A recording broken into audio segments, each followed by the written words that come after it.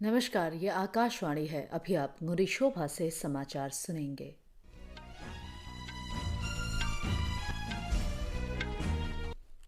पहले मुख्य समाचार। प्रधानमंत्री नरेंद्र मोदी ने राजस्थान के जोधपुर में 5,000 करोड़ रुपए की कई विकास परियोजनाओं का शुभारंभ किया। प्रधानमंत्री नरेंद्र मोदी आज मध्य प्रदेश के जबलपुर में विभिन्न विकास परियोजनाओं का शिलान्यास और उद्घाटन करेंगे। मध्य प्रदेश सरकार ने सरकारी नौकरियों में महिलाओं के लिए 35% आरक्षण की घोषणा की। एशियाई खेल मास्क विक्स और तीरंदाजी कंपाउंड महिला टीम स्पर्धा के मिश्रित युगल में स्वर्ण पदक के साथ भारत की पदक दौड़ जारी। देश की कुल पदक तालिका 80 के पार पहुंची। आईसीसी एक दिवसीय क्रिकेट विश्व कप आज से गुजरात में शुरू। अहमदाबाद में इंग्लैंड और न्यूजीलैंड के बीच मुकाबला जारी। प्रधानमंत्री नरेंद्र मोदी ने आज जोधपुर में सड़क, रेल, विमानन, स्वास्थ्य और उच्च शिक्षा जैसे क्षेत्रों की करीब 5,000 करोड़ रुपए लागत वाली कई विकास परियोजनाएं राष्ट्र को समर्पित की और आधारशिला रखी। प्रधानमंत्री ने जिन स्वास्थ्य परियोजनाओं की आधारशिला रखी उनमें जोधपुर के अखिल भारतीय आयुर्विज्ञान संस्थान में 350 बिस्तरों वाला ट्रॉमा सेंटर और क्रिटिकल केयर हॉस्पिटल ब्लॉक और प्रधानमंत्री Ayushman Bharat health infrastructure mission के तहत बनने वाले 7 क्रिटिकल केयर ब्लॉक शामिल हैं। प्रधानमंत्री ने आईआईटी जोधपुर का परिसर राष्ट्र को समर्पित किया। यह अत्याधुनिक परिसर 1,135 करोड़ रुपए से अधिक की लागत से बनाया गया है।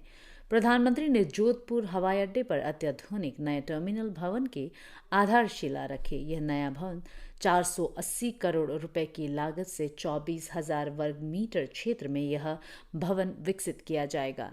श्री मोदी ने जोधपुर रिंग रोड के कारवाड़ से डांगियावास खंड को 4 लेन बनाने सहित 1,475 करोड़ रुपए की लागत की कई सड़क विकास परियोजनाओं की आधारशिला रखी।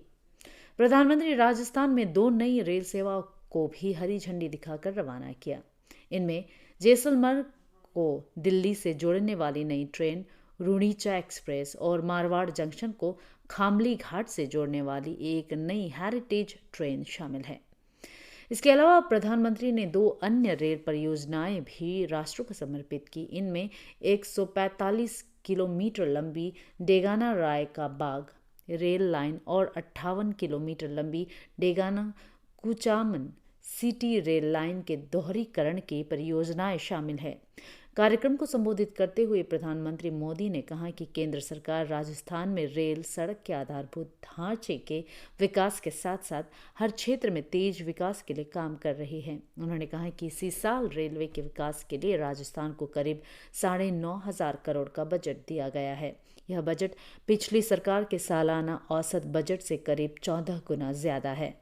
उन्होंने कहा कि आज़ादी के बाद 2014 तक राजस्थान में करीब 600 किलोमीटर रेल लाइन का बिजलीकरण हुआ, जबकि बीते 9 साल में 3,700 किलोमीटर से ज्यादा रेल टेक का विद्युतीकरण हो चुका है। अमृत भारत स्टेशन योजना के तहत राजस्थान के 80 से ज्यादा स्टेशनों को आधुनिक बनाया जा रहा है। उन्होंने देश में पहले शानदार एयरपोर्ट बनाने की परंपरा थी, लेकिन अब जिन रेलवे स्टेशनों पर गरीब और मध्यम वर्ग के लोग जाते हैं उन्हें भी एयरपोर्ट जैसा बनाया जा रहा है। श्री मोदी ने कहा कि आज रेल और रोड की जिन परियोजनाओं को शुरू किया गया है उससे विकास को गति मिलेगी। साथ ही इन परियोजनाओं से लोकल अर्थव्यवस्था को बल मिलेगा और पर्यटन को भी बढ़ावा मिलेगा। प्रधानमंत्री नरेंद्र मोदी आज मध्य प्रदेश में भी 12,600 करोड़ रुपए से अधिक लागत की परियोजनाओं का शिलान्यास और लोकार्पण करेंगे। ये परियोजनाएं सड़क, रेल, गैस पाइपलाइन, आवास और स्वच्छ पेयजल से संबंधित है। प्रधानमंत्री इंदौर में लाइट हाउस परियोजना का उद्घाटन करेंगे। इससे 1,000 से अधिक परिवारों को लाभ होगा। प्रधानमंत्री नरेंद्र मोदी ने प्राकृतिक आपदाग्रस्त सिक्किम को हर संभव सहायता का आश्वासन दिया है। श्री मोदी ने राज्य के मुख्यमंत्री प्रेम सिंह तमांग से बात की और स्थिति का जायजा लिया। उन्होंने आपदा प्रभावित लोगों की सुरक्षा और कल्याण की कामना की है।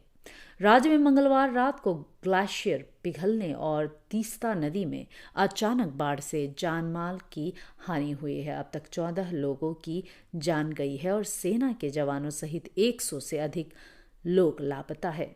इस आपदा से 22,000 से अधिक लोग प्रभावित हुए हैं। राष्ट्रीय आपदा मोचन बल की 3 टीम सेना और वायु सेना कर्मी राहत और बचाव कार्य में राज्य सरकार की सहायता कर रही है।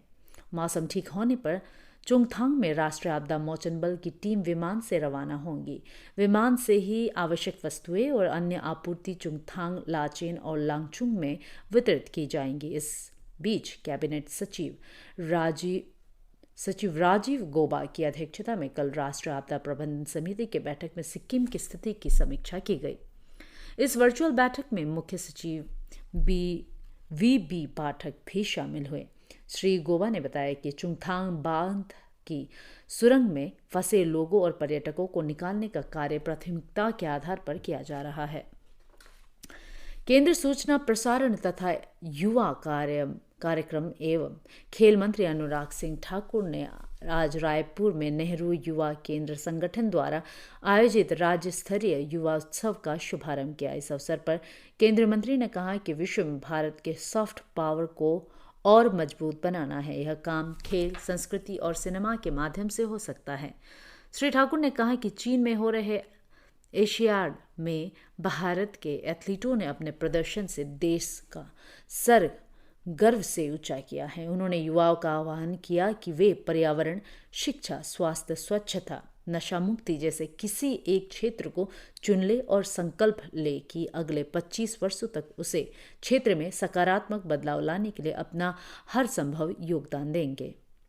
उन्होंने कहा कि युवाओं के योगदान से ही वर्ष 2047 तक भारत विकसित राष्ट्र बन सकता है। छत्तीसगढ़ की राजधानी रायपुर में यह 2 दिवसीय युवा उत्सव अमृतकाल के 5 प्रण की थीम पर आयोजित किया जा रहा है। केंद्रीय पृथ्वी विज्ञान मंत्री किरण रिजिजू ने महाराष्ट्र के सितारा जिले में स्थित high altitude cloud physics laboratory का निरीक्षण किया है। यह प्रयोगशाला पुणे स्थित भारतीय उष्णकटिबंधीय मौसम विज्ञान संस्थान की शाखा के रूप में कार्य कर रही है। यह केंद्र मुख्य रूप से मानसूनी बारिश से संबंधित बादलों की गतिविधियों का अध्ययन करता है। श्री रिजिजू ने यात्रा के दौरान केंद्र के विभिन्न विभागों का निरीक्षण किया और उनके कामकाज के बारे में जानकारी ली। केंद्र के परियोजना निदेशक डॉक्टर जी पंदिदुरे ने केंद्रीय मंत्री को केंद्र में किए जा रहे अनुसंधान कार्यों के बारे में बताया। श्री रिजिजू ने वैज्ञानिकों के साथ बातचीत भी की।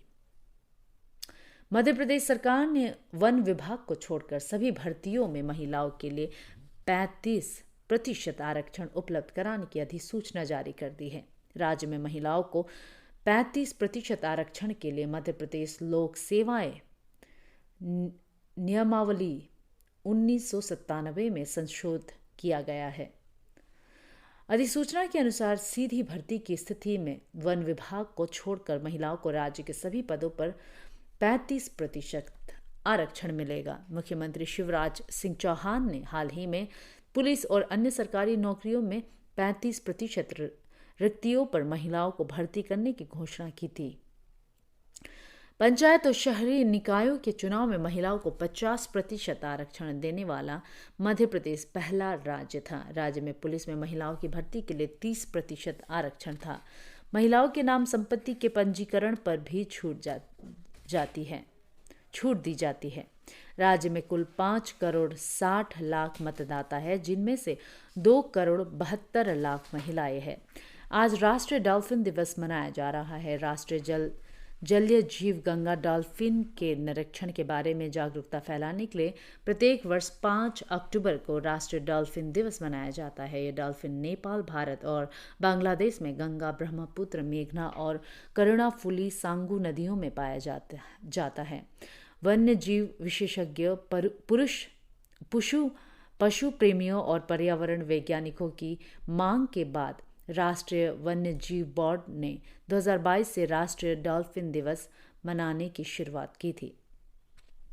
इसी के साथ समाचार बुलेटिन समाप्त हुआ। नमस्कार।